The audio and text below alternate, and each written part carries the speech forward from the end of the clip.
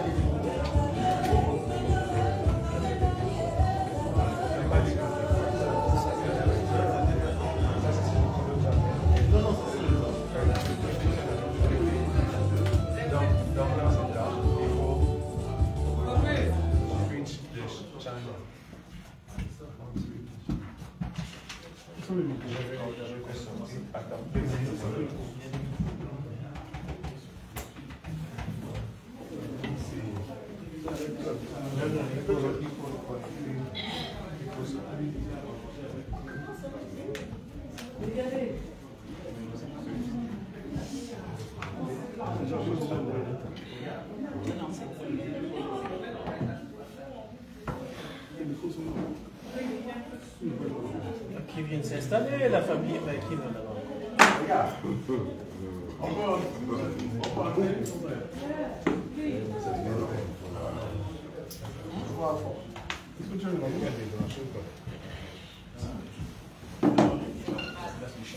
Voilà, là c'est vrai.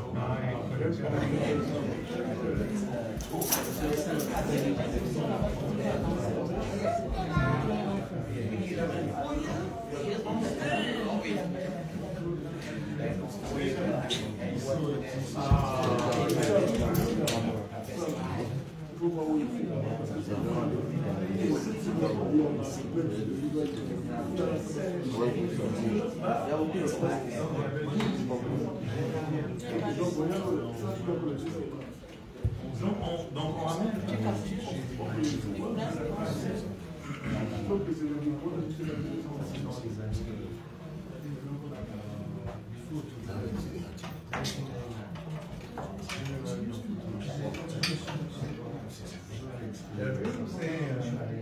Mais il faut le brancher. Oui. Tu as vu ce bas, je ne l'avais pas. Il est connecté à ce bas. Tu peux le débrancher.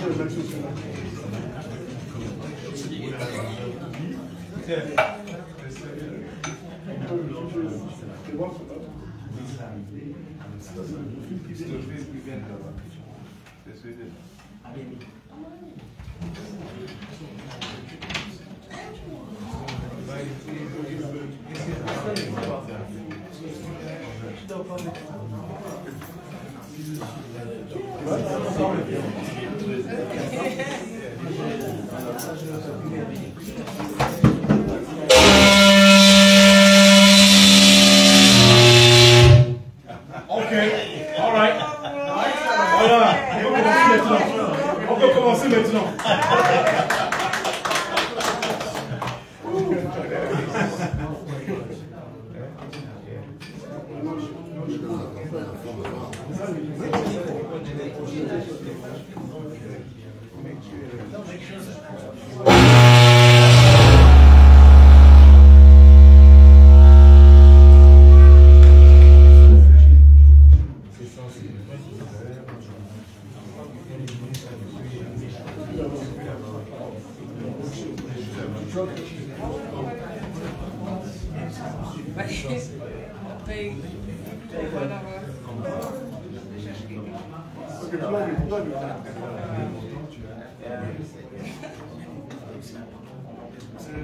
That time came out.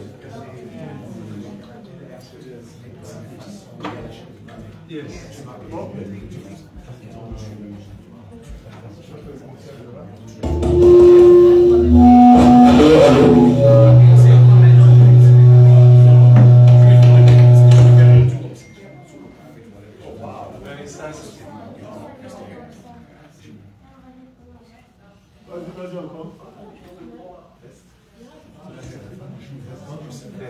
Test.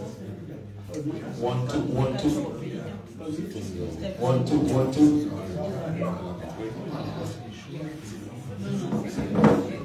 Good to go. Good to go.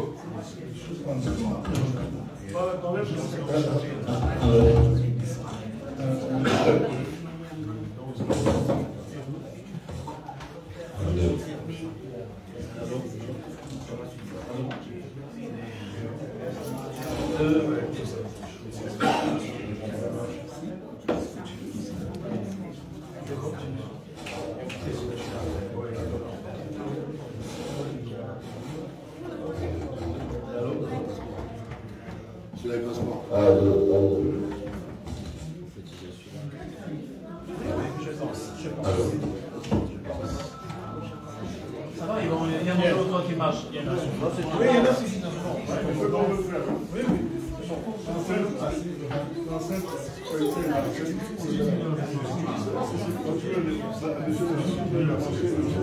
Il n'y a pas de personne.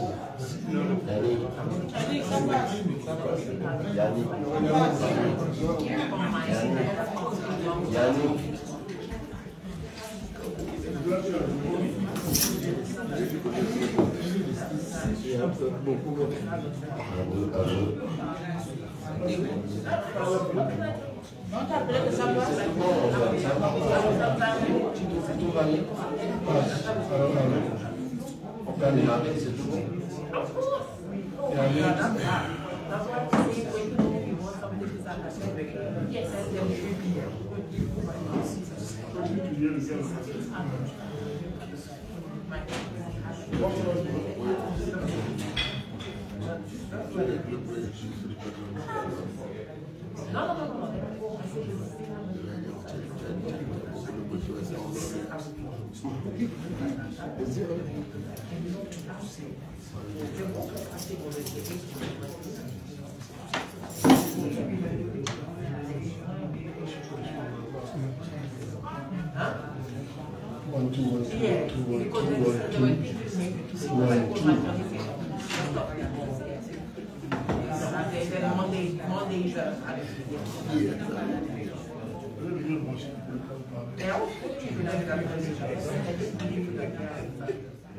Ne touche plus, c'est pas grave.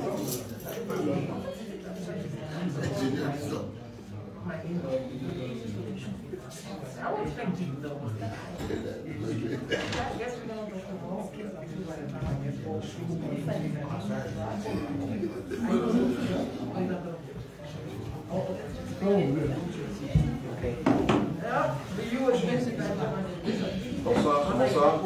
Est-ce que vous m'entendez?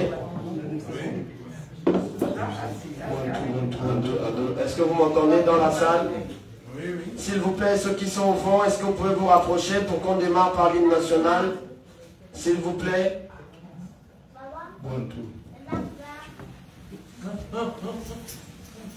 On va prier tout le monde de se lever et de doter les chapeaux pour ceux qui les ont.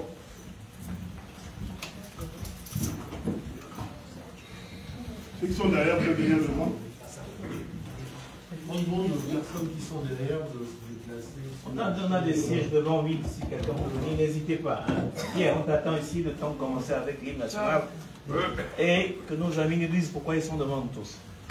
On vous écoute, on laisse pendant tout le monde lancer l'hymne national et puis... Unis dans la concorde et la fraternité, éveille-toi Gabon, une aurore se lève, encourage l'ardeur qui vivrait nous soulève, C'est enfin notre essor vers la félicité. C'est enfin notre essor vers la félicité. Éblouissante et fière, le jour sublime monte, pourchassant à jamais l'injustice et la honte, qui monte encore, et calme nos alarmes, qui prône la vertu, et repousse les âmes unies dans la concorde et la fraternité. Éveille-toi, Gabon, une aurore se lève, encourage l'ardeur qui vibre nous soulève.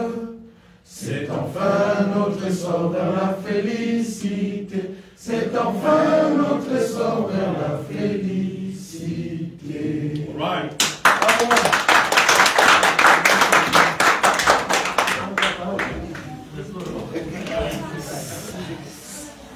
Bonsoir à tous, merci de nous accueillir plus généralement aux États-Unis et spécifiquement à New York aujourd'hui, ce soir. Nous sommes en direct avec le Gabon, il y a un lourd décalage horaire comme vous le savez, je crois qu'il est déjà 4 heures du matin. Mais nous avons quand même des personnes au Gabon qui nous suivent et nous les saluons. On va vous donner un peu le programme de notre venue. La première chose, c'est qu'on va se présenter, parce qu'il faut bien qu'on sache pourquoi on est devant vous. Et la deuxième chose, c'est qu'on va essayer d'aborder les enjeux en parlant des réalisations qui ont été faites au Gabon, parce qu'on est venu vous présenter une fenêtre de ce que nous on a vu en tant que personnes de la diaspora qui sont rentrées au Gabon depuis environ 19 mois. Et donc on va parler des enjeux et des réalisations dans l'ordre inverse. Et puis après on vous donnera la parole parce qu'on a envie d'échanger avec vous. Donc échanges cordiaux, échanges libres, échanges directs. Et après, il y aura une collation, ce que j'ai vu tout à l'heure, qui a déjà la nourriture. Alors, merci beaucoup. Je vais donner la parole au plus âgé de nous tous, qui est Yannick Ndomba, qui est de la diaspora canadienne, qui va se présenter. Et après, je vais passer la parole au fur et à mesure. Merci beaucoup. Bonsoir tout le monde, Yannick Ndomba, de la diaspora du Canada. Il a déjà tout dit. Oui, je suis le plus âgé, mais je ne suis pas forcément le plus sage dans ce qu'on fait. En septembre 2016, on était ici avec la jeune fille qui est derrière, qui s'appelle Armelonde. Nous étions devant l'ONU. On était venus manifester sur la venue d'Ali Bongo à la suite des élections sanglantes qu'il y a eu au Gabon. Donc il y a des gens que je vous reconnais dans la salle, particulièrement cette charmante demoiselle qui était déjà là en train de brandir le flambeau du Gabon. Alain Serge était là, j'étais là et plein d'entre vous étaient là. Parce que nous étions entrés dans une contestation quelques jours, 25 jours après le massacre du camp de Jean-Pierre.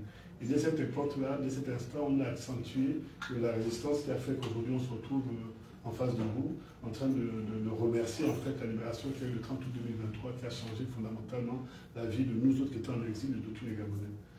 Je m'appelle Yannick Ndomba, je suis professeur au Canada, père de 2 enfants, et je suis aussi investisseur immobilier. Et pendant 8 ans, 3 mois et 7 jours, je me suis battu pour que le Gabon puisse avoir le visage que je vois aujourd'hui, où les petits jeunes peuvent aujourd'hui espérer avoir un lendemain meilleur et que nous puissions marcher dans la dignité à tête haute lorsqu'on dit le nom gabonais. Parce que je me rappellerai un instant, un jour, j'étais sur le parking de Costco à Montréal et un Gabonais qui m'a dit, tu es Gabonais, il s'est mis à rire. Et je me suis dit, plus jamais ça. J'ai enterré ma mère le 22 mars en 2022 en France, elle est morte du Covid. Et mon jeune frère qui est là n'a pas vu la dépouille de sa mère qui est décédée en 2019. C'est pour que des conditions comme ça, des choses comme ça ne se passent plus, que nous sommes levés en tant que Gabonais.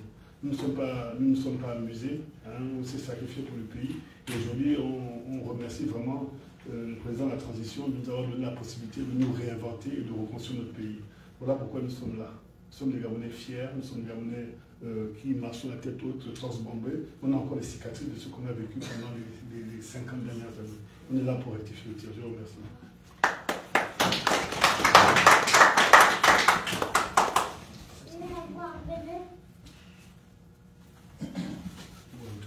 Bonjour à tous. Je me présente, André Amien Washington, américain d'origine gabonaise.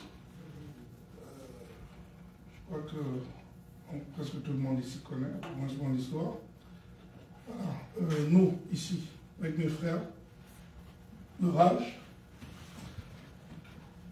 le Rassemblement des activistes gabonais engagés, c'est-à-dire nous, qui sommes allés à Libreville, qui avons répondu à l'appel des autorités de la transition, lorsqu'ils ont appelé les Gabonais de la diaspora à rentrer après le coup de libération, avons pris l'initiative de venir rencontrer nos frères de la diaspora pour leur expliquer pourquoi nous sommes rentrés, quels sont les enjeux, quelles sont les perspectives et pourquoi nous soutenons le CTRI. Et une autre particularité que nous avons ici tous, c'est que nous sommes des activistes de la toile. Nous sommes des activistes de la toile qui faisons tous des vidéos, je crois que vous connaissez tous ces visages. Nous sommes revenus vers vous pour vous entretenir, nous entretenir avec vous et vous expliquer pourquoi nous sommes rentrés au Gabon, pourquoi nous soutenons le CTRI et pourquoi nous, certainement, nous invitons à faire de même. Aujourd'hui, c'est une journée un peu spéciale parce que ça coïncide aujourd'hui avec le lancement officiel de la campagne. Nous ici tous, ce n'est pas un secret, nous soutenons un candidat qui s'appelle Brice Clotaire Oligui Nguema. Donc ça fait partie aussi des échanges. Que ce soit clair, nous sommes tous ici pour le candidat Brice Clotaire Oligui Nguema. Donc ça fera partie des échanges et des questions que vous aurez à poser. Merci.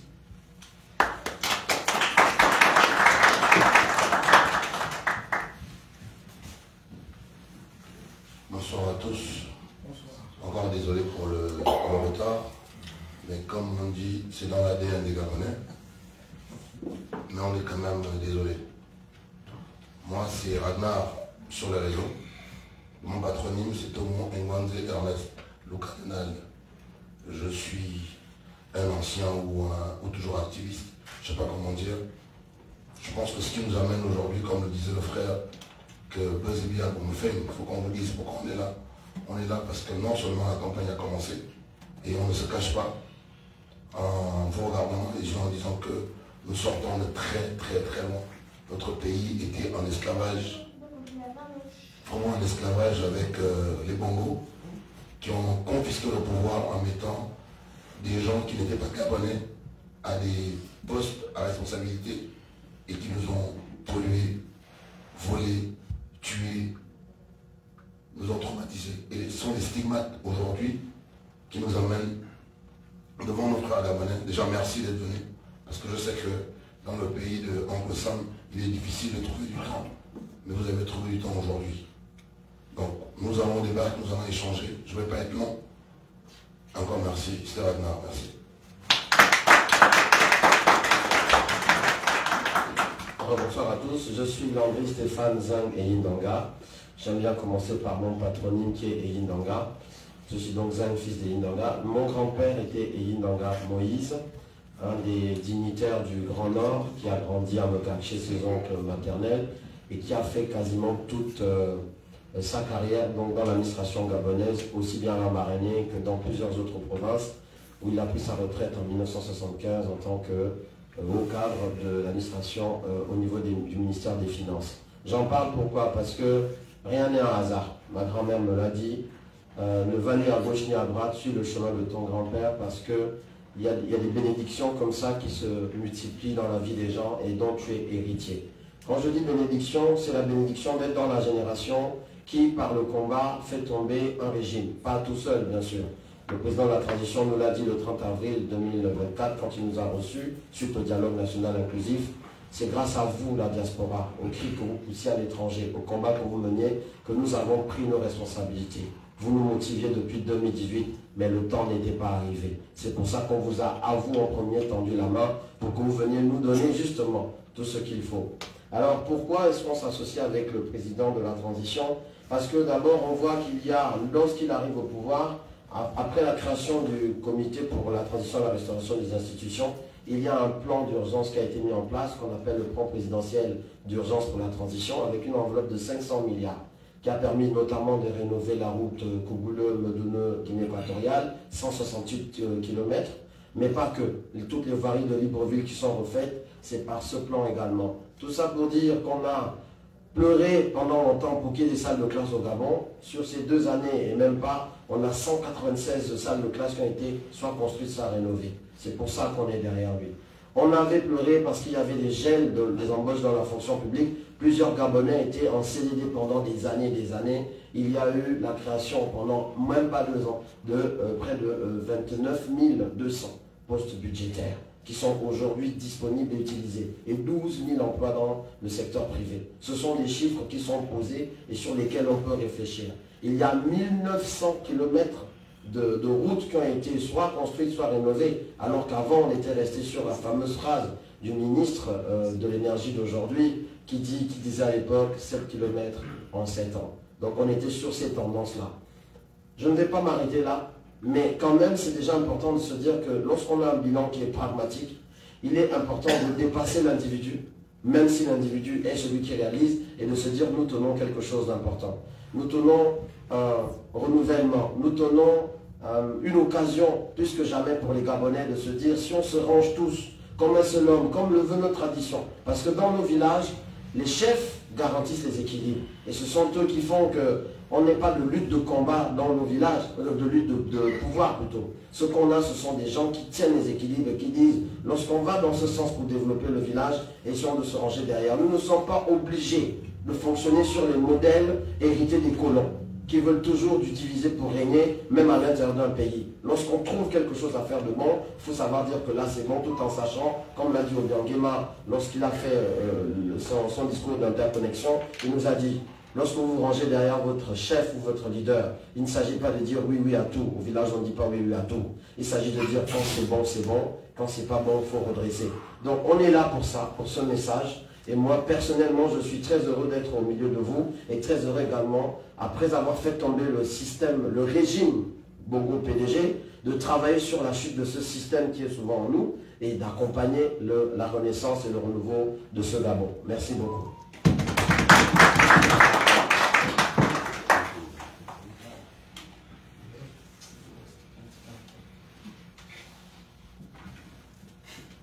Bonsoir. Bonsoir. Désolé, le décalage horaire, je n'ai pas dormi. Donc je me sens un peu fatiguée, mais pour la cause et pour notre mission, je suis obligée d'avoir l'énergie. Je suis Claire Newman, ancienne activiste politique, c'est comme ça que je me présente désormais. Oh, même les mots ne sortent plus de la bouche. Ancienne activiste gabonaise. Je suis descendue au Gabon donc le 30 mars 2024, donc ça fait 1 an. Aujourd'hui, nous sommes le 30 au Gabon, le 30. Ça fait 1 an aujourd'hui, je suis au Gabon. Et pour ma part, j'ai une autre histoire par rapport à mes frères. Je suis, comment on appelle, l'enfant qui s'est retrouvé ici par providence. On va dire ça comme ça, par providence, d'un homme qui a reconnu en moi un enfant qui s'est battu pour son pays. Et pour cela, je ne peux que suivre le président de la République parce que lui, il ne fait pas de différence. Donc, quand il dit l'exclusivité, il est vraiment dans l'exclusivité. Parce que vous savez très bien que s'il y a des personnes qui devaient être à côté du président, je serai la dernière à être à côté de cet homme. Mais c'est une personne qui reconnaît en chacun ses qualités et ses défauts. Et c'est pour ça, moi, je vais continuer à soutenir cette personne-là, qui donne même aux enfants prolétaires que je suis la chance de manger dans la table de roi, la chance d'être à la place qu'il n'aurait jamais rêvé d'être. Donc je suis là parce que cet homme m'a donné la chance, moi petite fille venue d'amener là, d'être là où je suis. Être peut-être conseiller technique du ministre du Commerce. Moi je ne sais même pas ce que je vais faire là-bas, mais je suis fière. Être membre de comité de surveillance, c'est-à-dire nous contrôlons les activités du gouvernement. Ça encore, c'est une chance inouïe. Pour ma part, je n'aurais jamais souhaité. Voilà pourquoi j'ai une autre façon pour moi de voir le soutien vers le président de la République. Ce n'est pas forcément un homme que tout le monde voit. Moi, je vois là une personne qui donne du rêve à chacun d'entre nous. Une personne qui permet à chaque Gabonais d'être à sa place. Voilà. Bon, nous sommes aujourd'hui, comme l'a si bien dit mon jeune frère Stéphane, parce qu'à part les deux là, tous sont mes petits frères, nous sommes aujourd'hui pour vous parler de ce qu'on a vu. Alors, nous sommes les éclaireurs, nous sommes allés au village, on a vu, on vient rapporter la nouvelle. Voici ce que nous avons vu au village, voici les choses qui se passent, voici les développements et voici les opportunités. De toute façon, vous connaissez, mais avec notre vision, avec notre expérience, parce qu'après le coup d'État, beaucoup de personnes ont eu des appréhensions. Oh non, on ne peut pas aller, on ne sait jamais, on va d'abord regarder le travail, on va d'abord regarder, avoir comment on dit ça, avoir un positionnement un peu distant pour voir ce qui se passe. Donc nous, on est un peu là pour dire, les amis, c'est vrai, il y a des quoi, comme j'aime dire, mais avant tout, il y a les opportunités pour chacun d'entre nous. Il y a le Gabon qui a besoin de ses enfants et chacun d'entre vous a besoin d'occuper sa place d'enfant gabonais, que ce soit ici à l'étranger ou au Gabon, parce qu'on peut aussi être serviable au Gabon en étant ici, en mettant les choses depuis l'étranger pour notre pays, qui peut profiter à la nation entière. Merci, c'était Claire de activiste.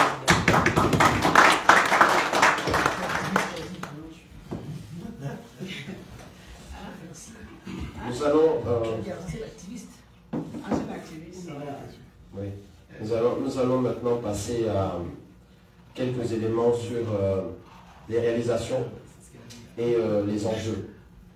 Je vais commencer par les réalisations. On a déjà abordé quelques réalisations, mais le comité pour la transition et la restitution des institutions, la restauration des institutions, lorsqu'il a été mis en place, un des premiers enjeux c'était: le Gabon va-t-il réussir une transition dans un contexte où la sous-région est sous une certaine fragilité? Une fragilité au niveau de la Guinée équatoriale, je ne reviendrai pas, vous savez pourquoi. Fragilité au niveau du Cameroun, fragilité au niveau du Congo.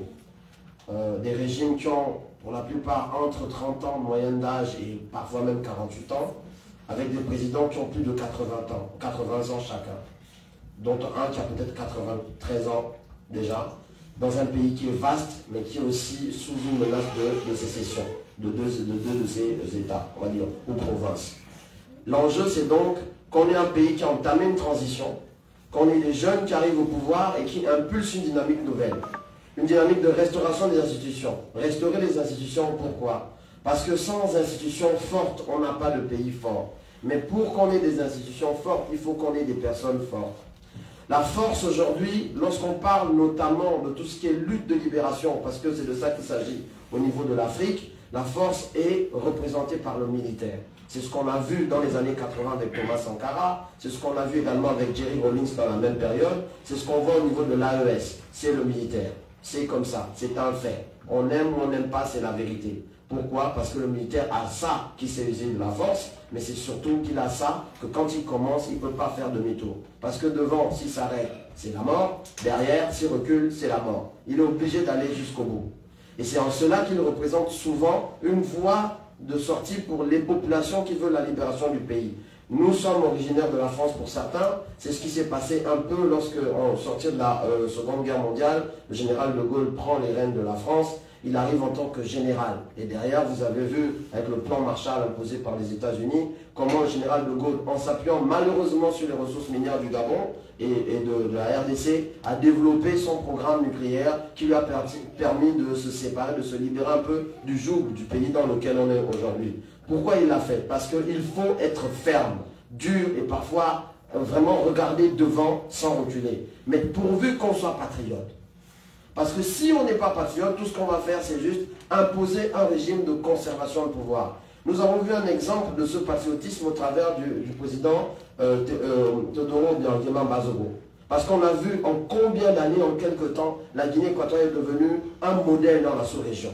Modèle d'abord parce que les infrastructures, c'est même pas la peine. Aujourd'hui, ils n'ont même plus de projet d'infrastructure en Guinée. Parce que quand vous quittez par exemple la frontière élébéine et que vous allez jusqu'à Bata, c'est 2 fois 4 voies. Et pour les Gabonais, je dis toujours en anecdote, quand on traverse donc par cette frontière de Bitam, on arrive de l'autre côté, on vous dit qu'il faut vous laver parce que vous êtes sale. C'est ça les quotidiens de notre population. Et c'est la même chose quand on traverse par Medouneux. Ce qui veut dire qu'aujourd'hui, on a un pays dont un patriote, ayant pourtant fait un coup d'État, a réussi à faire une restauration en privilégiant toujours le local, le national. En Guinée équatoriale, les entreprises doivent souvent être des entreprises locales et nationales lorsqu'elles vont, par exemple, compétir sur les marchés publics. Et ça a permis à beaucoup d'Équato-Guinéens d'avoir un pouvoir d'achat qui est multiplié. Aujourd'hui, on voit une alliance qui se tisse donc entre le président Obiangema et le président Oligui Nguema. Nous l'avons vécu, nous, lorsqu'on a assisté à la cérémonie d'interconnexion. Le président Obiangema affirme clairement et depuis longtemps qu'il est hors de question qu'un autre pays vienne dicter à la Guinée équatoriale et aux pays de l'Afrique centrale à qui il faut vendre ses ressources ou avec qui il faut ou pas collaborer. C'est une vision qui aujourd'hui est en train d'arriver dans la gouvernance du Gabon. Ça ne veut pas dire qu'on ne tient pas compte des relations internationales. Ça veut dire qu'aujourd'hui, il est plus que jamais temps de dire si je veux exploiter mes matières premières, je décide avec qui je les exploite. Et justement, en parlant de contexte, un des autres éléments, c'est qu'aujourd'hui, nous avons une économie qui est basée sur les hydrocarbures et les mines, mais on exporte de manière brute et parfois, il y a une obligation d'exporter vers X ou YZ partenaires. Aujourd'hui, nous avons des ressources qui sont, je ne suis même pas sûr que les Gabonais sachent sur quoi ils marchent ou sur quoi ils sont assis. L'exemple que je prends toujours, c'est les ressources minières du plateau des Téké. Enfin, plateau, c'est la zone des Téké dans l'Angounier. Elles ont été évaluées en 2022 par Managem, que vous connaissez certainement, et qui a fait de très belles choses entre côtes dans le Haut-Togoué. Enfin, c'est une façon de parler, c'est très ironique, puisqu'ils ont exploité jusqu'à 4 tonnes d'or dont on n'a jamais vu la couleur dans le budget gabonais. Mais bref, je ferme la parenthèse. Mais en ayant fait l'évaluation en 2022, on a découvert qu'il y avait encore plus de 12 tonnes d'or à exploiter. Je dis bien 12 tonnes. Ça fait, aujourd'hui, si on calcule le prix à l'once, ça fait plus de 800 milliards, près de 900 milliards de francs CFA qui sont posés rien que dans la zone des Téké. Et je peux vous dire que quand on analyse le document qui a été réalisé en 2009 entre le Gabon, par le Gabon et l'Union européenne, on peut voir que dans chaque province du Gabon, il y a des ressources minières incommensurables. Mindik, pour ceux qui sont originaires de là-bas, il y a l'exploitation artisanale depuis très très longtemps avant même que je sois né, mais en fait la vraie exploitation n'a pas vraiment démarré. Parce qu'il y a là-bas du diamant, il y a de l'or, il y a plein d'autres ressources. Dans la zone de Logoué-Vino, c'est même pas la peine. Parce que quand on parle de Minkébé et quand on parle du fer, il n'y a pas que le fer. Il y a 21 couches de minerais, l'une posée sur l'autre, avec des terres rares et du coltan. C'est la même chose à Lambaréné dans la zone de Mabounier. C'est la même chose qu'on retrouvera dans la Nyanga. Parce que le long de la Nyanga, il y a de l'or et du diamant. Toutes ces choses-là, ce sont des propriétés, des ressources qui vont nous permettre de dynamiser le développement du Gabon sans recourir à la dette. Mais aujourd'hui, on va éponger 7500 milliards de dettes. On paye aujourd'hui près de 1000 milliards de dettes par an. C'est ça la contrainte de l'État gabonais. Divisé par 12, vous voyez combien on donne par mois. Et malheureusement, comme l'argent n'est pas posé, pour financer le développement du Gabon, on est encore obligé d'aller recourir à des financements extérieurs. Parce que l'argent n'était pas posé. On a trouvé des caisses qui sont, je ne sais même pas comment dire, avec un problème de transparence énorme. Les enjeux sont ceux-là. Sans compter l'enjeu de l'eau. L'enjeu de l'eau parce que, on le sait, 2050-2100, les conflits sur la planète, c'est les conflits de l'eau potable. On a la chance que parce qu'on n'a pas industrialisé à outrance, nous n'avons pas vraiment pollué notre nappe phréatique. On n'a même pas commencé à y toucher vraiment. Ce qui veut dire que les gens qui aiment toujours exploiter ce qu'ils n'ont pas ou ce qu'eux ils ont abusé d'utiliser, ils ont un regard particulier sur le Gabon en ce moment où je vous parle, pour les raisons que je viens de vous expliquer.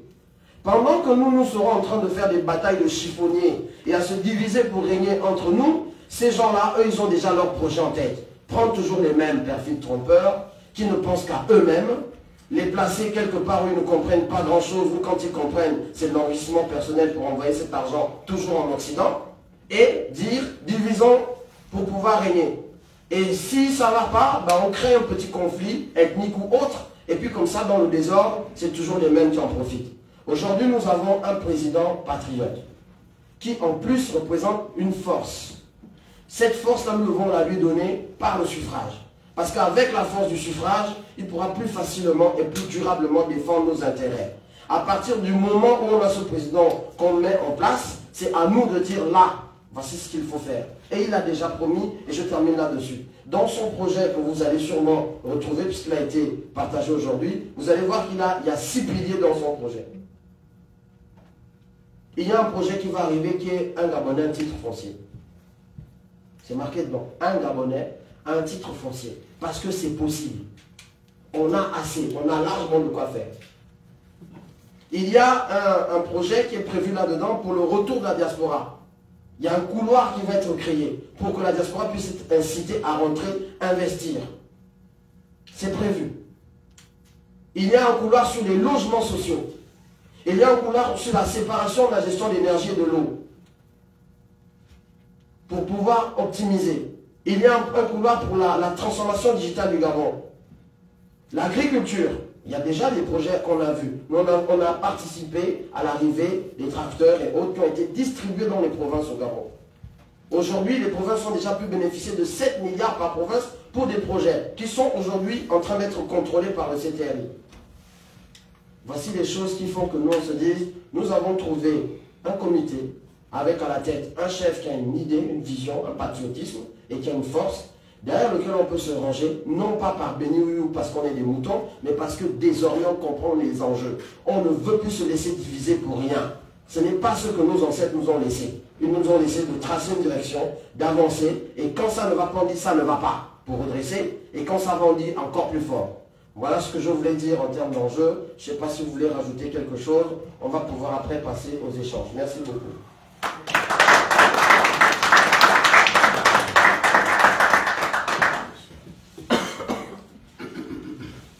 Je voudrais appuyer un peu sur la notion de qui nous sommes. Comme vous pouvez le constater, nous ne sommes pas des acteurs institutionnels. Nous ne sommes pas aussi des bandits. Nous sommes des personnes qui avons décidé de représenter fortement pour le pays. La particularité qu'il y a entre vous et nous, c'est que nous sommes des membres de la diaspora. Et nous sommes ces voix de l'extérieur qui parlent au nom du Gabon et ce qui, souvent, on n'entend pas lorsque nous Gabon. Donc nous avons décidé de rentrer et être un peu cette courroie de transmission qu'il y a entre vous qui êtes restés et nous qui sommes là-bas. Donc quand nous sommes au pays là-bas, on nous considère comme des extraterrestres parce que nous sommes des Gabonais avec quelque chose en plus, quelque chose en moins. Du coup, lorsqu'on est rentré, par exemple, lors du dialogue national inclusif, nous étions à peu près 27 personnes de la diaspora sur 680 personnes qui ont participé au dialogue national inclusif. Et nous étions ces 27 personnes qui étaient disséminées dans 13 commissions, 13 ou 14 commissions. Donc nous, on s'est retrouvés, moi je me suis retrouvé dans une commission de 60 personnes où il y avait 5 personnes de la diaspora. 5 personnes de la diaspora versus 55 qui étaient des nationaux. Donc sur des sujets sensibles, on se retrouvait dans des positions où on était forcément minoritaire. Par exemple, le droit des homosexuels, le droit des prisonniers.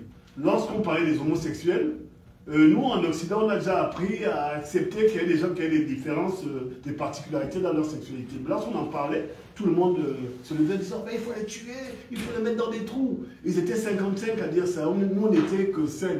Et quand on était 5 versus 55 personnes, il fallait qu'on ait des arguments qui puissent convaincre pour pouvoir timorer le langage qu'on avait en face. Par exemple, moi je me suis mis à dire que, écoutez, il y a les homosexuels qui sont même dans cette classe-là, et en plus il y en a qui sont cachés dans vos familles. On en a un forcément qui est dans nos familles. Tout le monde criait, style Nioé, le général Dibaï, non, c'est pas comme ci, c'est pas comme ça. Et on arrivait à relancer le débat pour voir timorer les visions qu'ils avaient parce qu'ils ne vivent pas dans le monde qui était le nôtre. Lorsqu'on parlait des droits des prisonniers, les militaires qui étaient dans les commissions disaient que ceux-là, on peut les enfermer, on peut même les tuer sur place. On disait, mais non, la prison c'est déjà une peine, mais en plus il faut de la formation. Donc à chaque fois, il fallait que nous, les personnes de la diaspora, nous luttions pour pouvoir implémenter les idées qui étaient les nôtres parce qu'elles étaient souvent plus progressistes que celles qu'ils avaient au Gabon. Du coup, on se retrouvait tout le temps en minorité, on se battait 2 fois plus pour pouvoir s'imposer. Un autre exemple qu'il y avait, c'est lors de l'inauguration du mouvement du monument, ça c'est la fatigue, du monument de la libération. Alors il y avait le gratin mondial, c'est-à-dire il y avait les ministres, il y avait les ambassadeurs, il y avait les gens de l'ONU, il y avait les gens de tout le monde. Et à un moment donné, le président invite tout le monde à faire la photo. Tout le monde a fait la photo derrière le monument. Ils font la photo, les selfies, tout le monde est content, et puis à un moment donné, ils décident de se retirer. À ce moment précis, il y avait Ragnar, Stéphane, moi, Parfait qui n'est pas là, qui regardions ça. Et c'est là où Ragnar se met à crier « Monsieur le Président et la diaspora !» Donc les militaires, quand ils entendent quelqu'un qui crie dans la foule, il y a un moment, il y a une seconde de panique, et puis Ragnar monte les escaliers, il nous fait signe. Il voit le président, il est au président. Monsieur le Président, nous sommes quand même la diaspora, c'est nous qui avons participé, comme l'a dit Stéphane tout à l'heure, à la libération du Gabon. Comment ça se fait que nous ne sommes pas représentés là? Le président dit « Mais la diaspora, vous êtes où ?» Et puis il dit, Laurence, non, venez ici. On a fait la photo qui restait une photo qui rentra dans la postérité. Et c'est un peu ça le problème que nous avons, les gens de la diaspora. Nous sommes peut-être pas plus intelligents, mais différents, mais nous ne sommes représentés nulle part au Gabon. Nulle part. Nous que vous voyez là, nous sommes les personnes qui enfonçons les portes au nom de la diaspora. Nous sommes la couronne de transmission qui est entre vous qui êtes restés là-bas et nous qui faisons des allers-retours pour vous dire un peu ce qui se passe au Gabon. Parce que si on ne le fait pas, il n'y aura personne qui viendra parler au nom de la diaspora au Gabon. Et je peux vous le dire. Il n'y aura personne. Donc c'est un peu ça, notre rôle qui est institutionnel, non institutionnel, qui fait en sorte qu'on vienne parler à votre nom devant les autorités et devant le peuple gabonais. Parce que si on ne le fait pas, personne ne le fera. Dernier exemple, lorsqu'on va à la présidence, à chaque fois qu'on arrive à la présidence, on arrive à 4, 5, 6, les militaires qui sont là, ils commencent à dire eux là ils arrivent, le président va encore souffrir. On a la rage, comme c'est le titre de notre affiche, on a la rage. Nous sommes des personnes qui venons dire, puisqu'on n'a plus rien à perdre, après des années d'exil, nous sommes des personnes qui vont dire exactement au président ce qui va et ce qui ne va pas. Qu'il entende ou qu'il n'entende pas, en tout cas, il nous laisse le temps de lui dire ce qui va et ce qui ne va pas pour le pays. C'est un peu ça notre rôle. Et le projet qu'on a monté, justement, c'était un projet qu'on a proposé à tout le monde en disant, écoutez, voilà ce que l'on va faire pour venir dire aux autres ce qui va et ce qui ne va pas dans le pays. Que vous aimez ou vous n'aimez pas, nous sommes venus vous le dire, comme nous l'avons toujours fait, avec notre tonalité, avec notre saveur, de manière à ce que le message soit clair pour vous. Voilà ce que je vais vous dire, je vous remercie. On va vous donner la parole du coup. Donc en général, on prend 3 questions et on répond par balle de 3. Donc si je vais passer pour donner la... Elle va ajouter quelque chose. Ah, tu veux ajouter quelque chose? Vite fait. Désolé.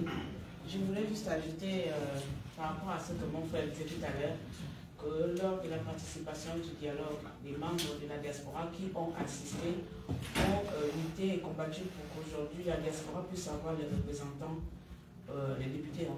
Voilà, la députation, deux députés.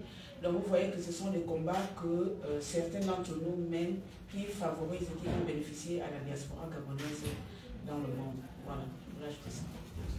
Merci. S'il y a des questions, on donne le micro. Des remarques, des observations, suggestions.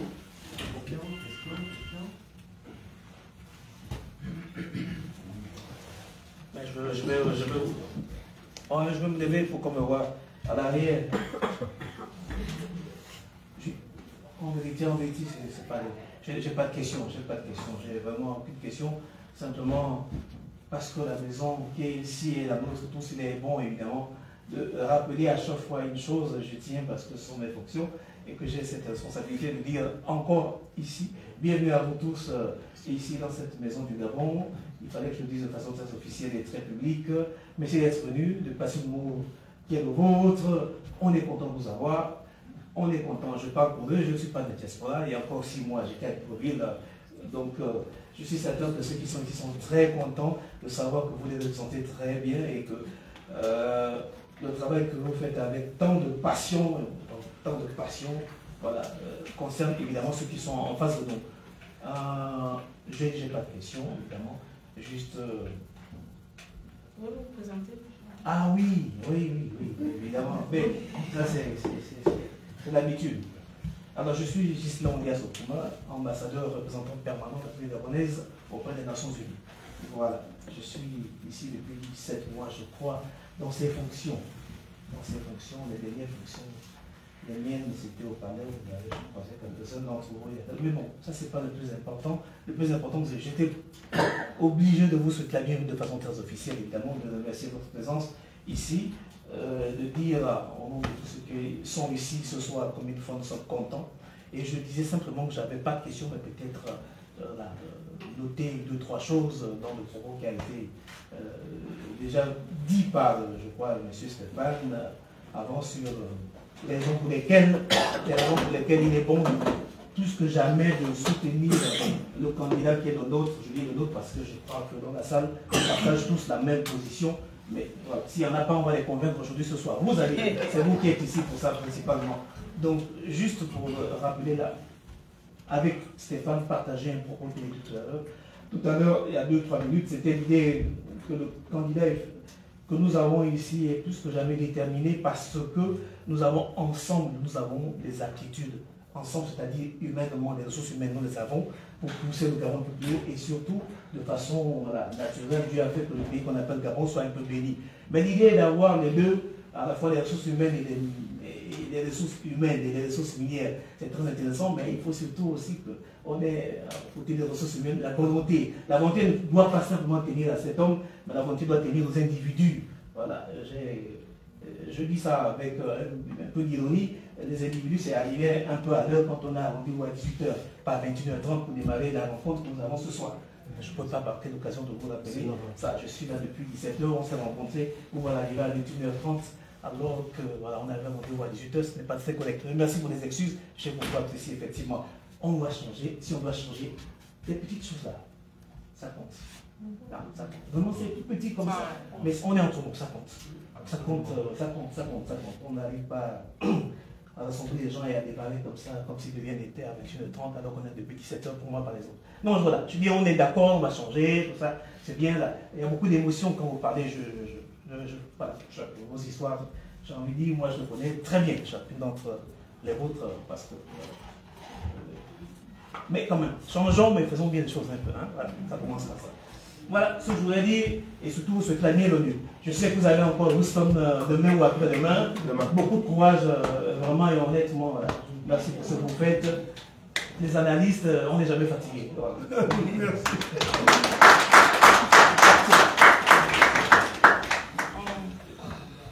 Bonsoir tout le monde. Bonsoir. Je me présente, je m'appelle Pascaline Ayenangoy. Je suis ici plus de 20 ans. Ma question est là. Quand quelqu'un décède ici, un Gabonais, qu'est-ce qu'on fait pour apporter le mort de son corps? Qu'est-ce que vous faites? Parmi vous ici, je ne sais pas qui a déjà cotisé pour rapatrier un corps au Gabon, ou rapatrier un Gabonais. Donner les fonds. I don't know how much money you but, ok. C'est ce que nous on fait. Mais je veux poser la question, qu'est-ce que votre groupe là? Qu'est-ce que si on a un décès ici, au Canada, aux États-Unis, en Australie, qu'est-ce que vous allez faire pour... Comment on peut faire pour vous contacter? C'est ma question. On en prend deux autres. Oui, Ouais, c'est mieux de prendre par série. oui c'est ça. On en prend deux autres. Bonsoir à tout le monde, bonsoir à ma famille gabonaise, bonsoir l'orage. C'est un plaisir pour moi d'être parmi vous. Je suis un Gabonais, je vis à Miami depuis 35 ans.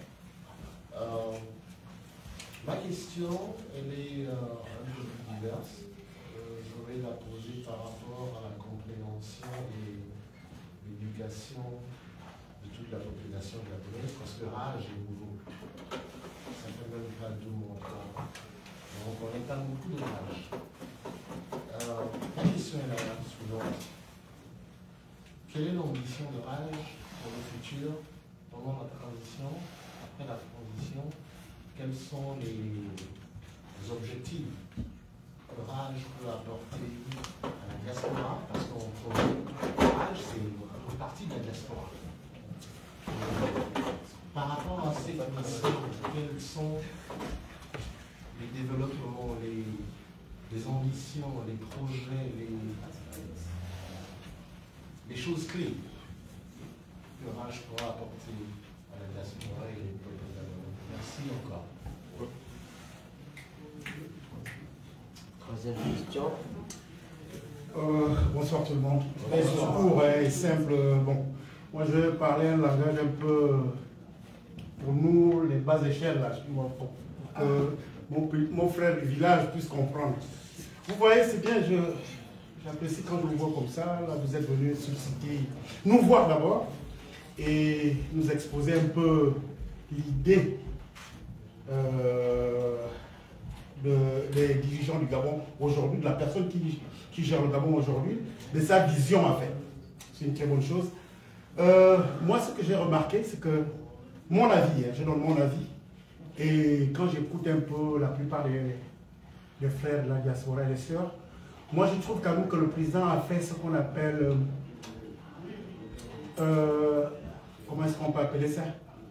un choix sélectif concernant la diaspora. Un choix sélectif. Il n'a pas pris forcément les doyens de la diaspora, les gens. Il y a des gens, parce que le grand frère Yannick Nombaïla, lui, vraiment, je le reconnais, Landry a bien à Washington, bon, Madame Claire Yumanoé, bon, je vois, et bon. C'est là, mais c'est pas tout. Moi, je crois qu'il y a un problème déjà, il y a une comment est-ce que vous appelez ça? Il y a un problème au niveau de la diaspora. Parce que quand vous venez comme ça, déjà, on devait nous avertir un mois avant. Et voilà pourquoi vous voyez un peu beaucoup plus de... Tout le monde n'est pas là. Parce qu'il y a des gens qui ont des questions clés à poser. Parce que là, nous recommençons le Gabon à zéro. Vous voyez? Et là, monsieur le président Oligui a décidé de se présenter pour la première fois. Donc c'est lui qui va gérer le Gabon pendant 7 ans. Parce que je sais qui. Moi je vois, il va gagner. Il va gagner. Moi je peux te dire, il va gagner. Attends, il y a qui devant? J'ai regardé, il n'y a rien. Donc, et maintenant, je vous dis quelque chose. Il y a un problème au niveau de la diaspora. Il y a un gros problème. Parce que c'est bien, moi, vous êtes des gens clés qui sont devant nous aujourd'hui. On a confiance en vous. On le sait. Par exemple, quelqu'un comme mon frère qui est là, vous tous qui êtes là, vous êtes des gens clairs, directs, vous dites ce que vous pensez réellement. Je voyais comme le frère Yannick Nomba qui était au Canada, quand il parlait, il disait vraiment les choses que les Gabonais voulaient dire au pouvoir. Bon, alors, quand vous venez comme ça, vous voyez, ce n'est pas de la blague. Là, vous venez, je vous suis depuis Paris. Et vous passez un message que les Gabonais veulent entendre. Mais le problème, les questions clés ne sont pas posées. Les gens qui doivent vous poser des vraies questions. Ce que le président doit attendre des Gabonais. Parce qu'il est au Gabon, il voit ce qui se passe au Gabon. Mais nous qui vivons à l'étranger, nous connaissons bien les réalités, ce qu'il nous faut pour le Gabon. Parce que moi, je suis tout le temps au Gabon. Et je vois que le Gabon, il faut vraiment être malsain pour dire que le Gabon ne se développe pas depuis qu'ils sont là. Moi, je vois qu'il y a de l'évolution, mais il y a beaucoup de choses qui manquent. Et je remarque encore qu'il y a plein de frères qui sont à l'extérieur, qui ne peuvent pas aller au Gabon. Pas forcément qu'ils sont mauvais ou qu'ils sont contre le pouvoir, mais il y a un problème. C'est comme s'il y avait une barrière entre le président et les gars de la diaspora. Certains gars de la diaspora. Ouais. Et c'est ça le vrai problème. Aujourd'hui, vous êtes devant nous. Vous venez demander les chiffrages, c'est ce que vous faites pour le président. Déjà, beaucoup de Gabonais, c'est lui qui a libéré le Gabon. Il a pris un risque énorme. Ça, nous tous nous le soutenons pour ça. Mais, il y a un mais, comme je le dis. Je ne peux pas tout dire ce soir. Il y a des questions clés à lui poser. Et franchement, nous devons... je ne peux pas parler, je ne peux pas tout dire ce soir, je vais m'arrêter là.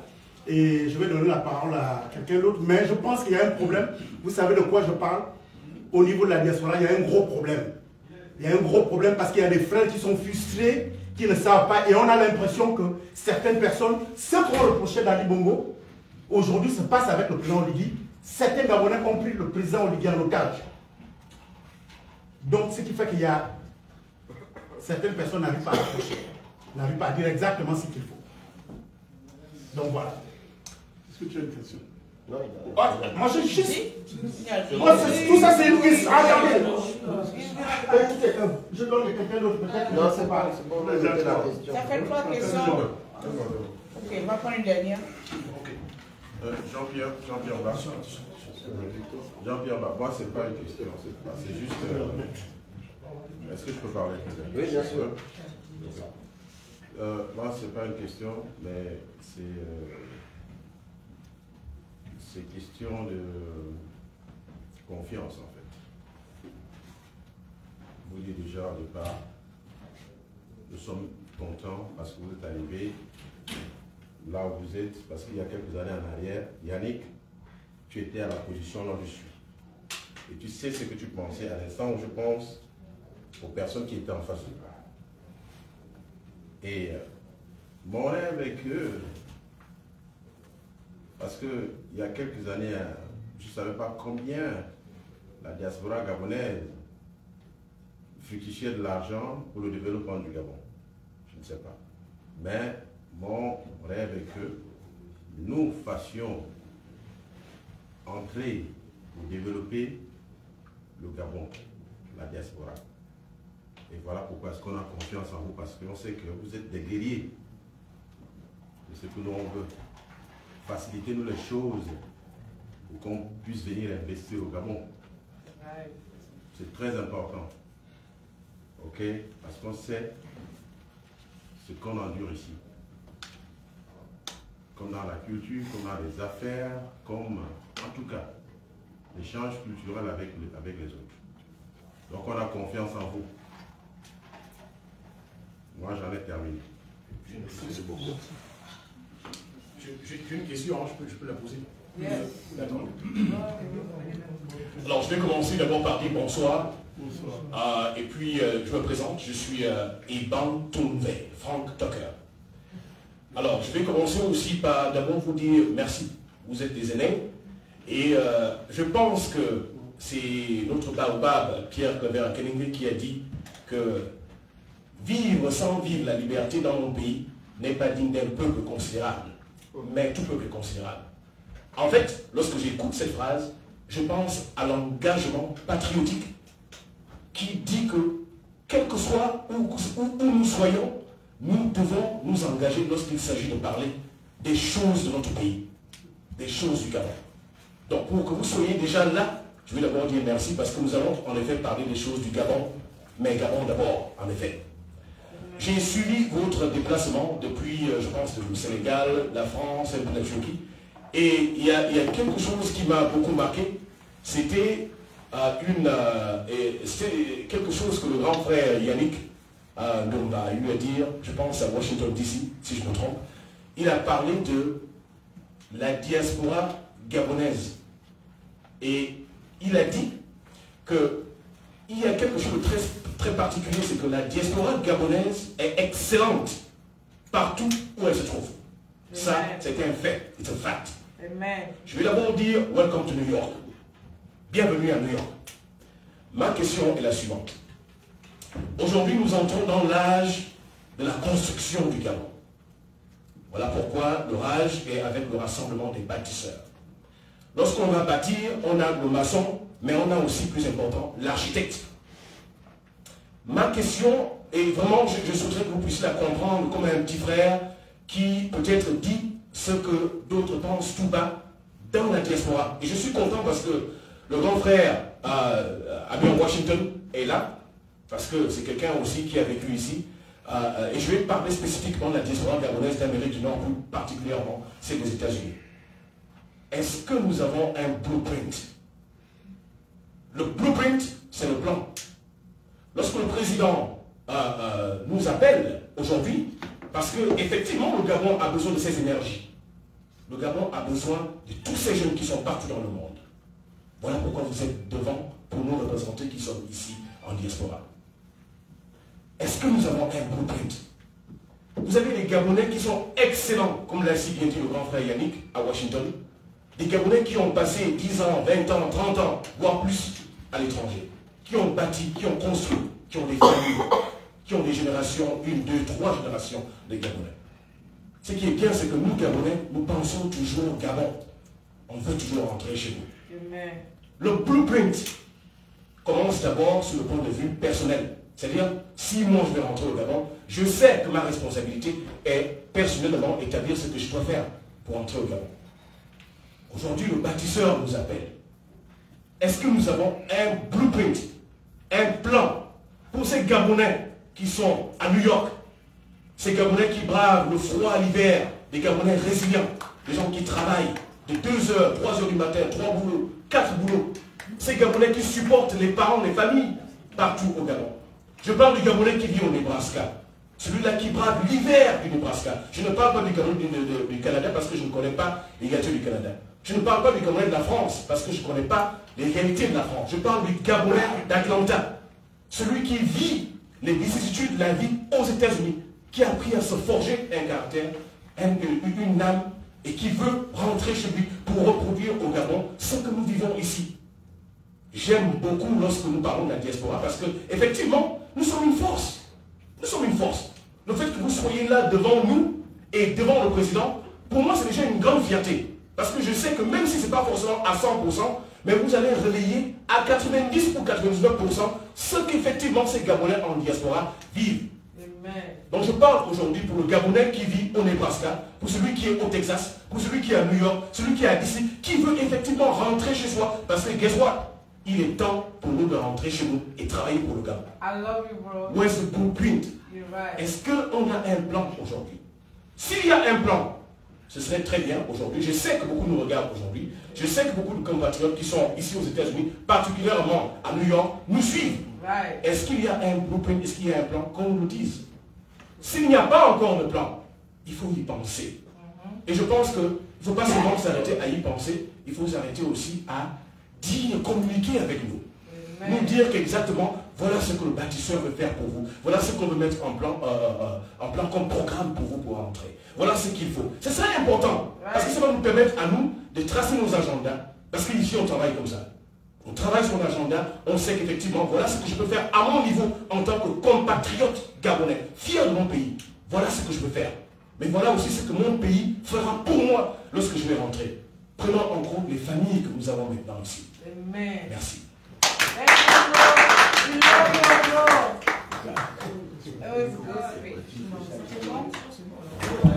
On va prendre toutes ces questions et on va répondre une seule fois. C'est mieux de prendre toutes les questions.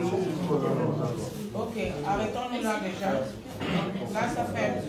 En fait, on va faire en vague, parce que sinon on se perd dans les questions.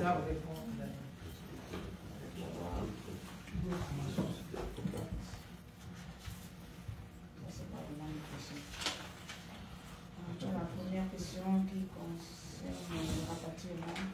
Deuxième question, les ambitions de l'âge et l'équipage de choix sectif de la diaspora. Le processus des affaires et le plan de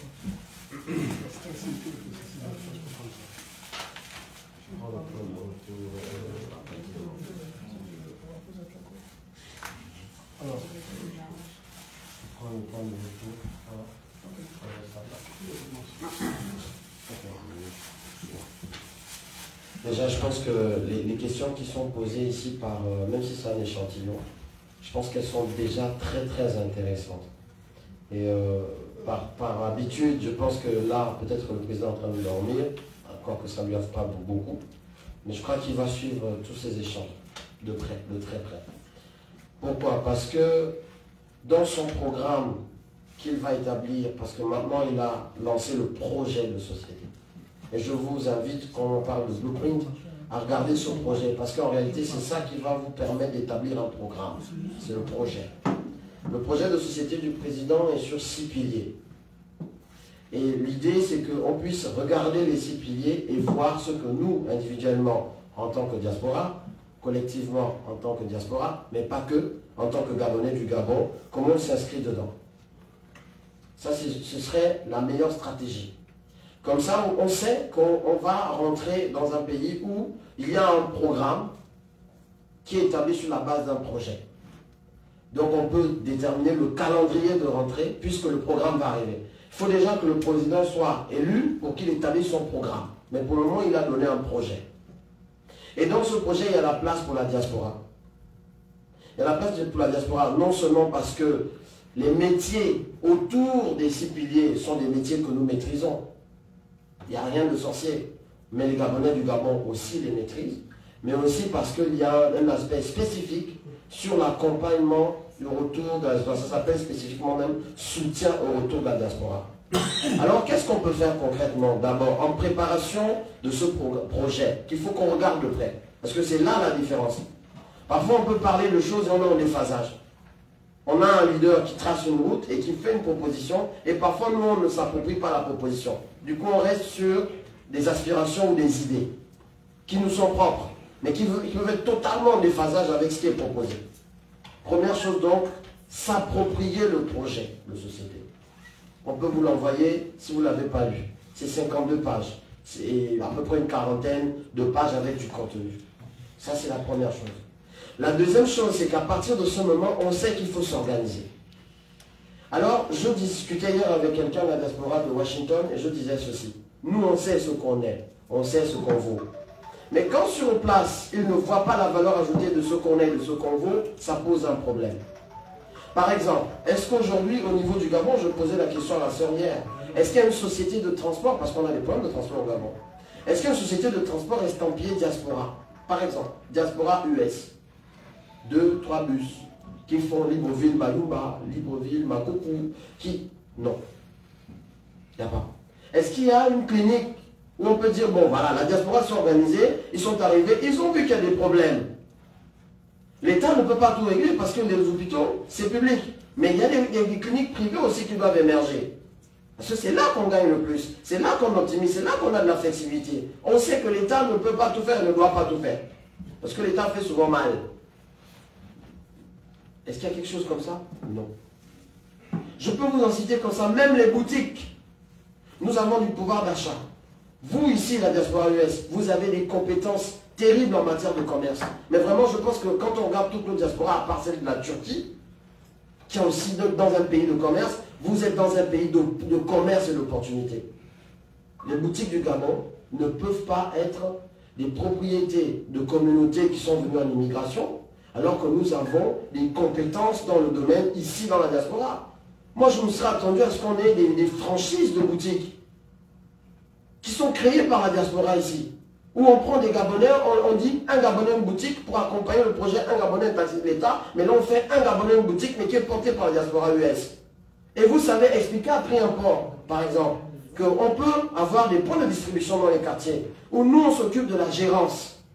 Mais vous allez étendre votre capacité de vente. Et nous on sait comment on gère cela. On va prendre les Gabonais, on va les former, parce qu'on sait c'est quoi le business, on sait c'est quoi le commerce, on sait c'est quoi bosser. On va les prendre un à un et on va leur donner la capacité de gérer, même pendant 30 mois ou 3 ans. Après quoi, ils deviendront peut-être propriétaires de ces boutiques. Dans nos villages, ce sont les Burkinabés qui font les tomates. Dans nos villages, ce sont les Maliens et les Sénégalais qui font les boutiques. Et vous savez quoi? Quand on va voir les personnes de ces villages, ils vous disent oui, avant le 30 août 2023, vous comprenez?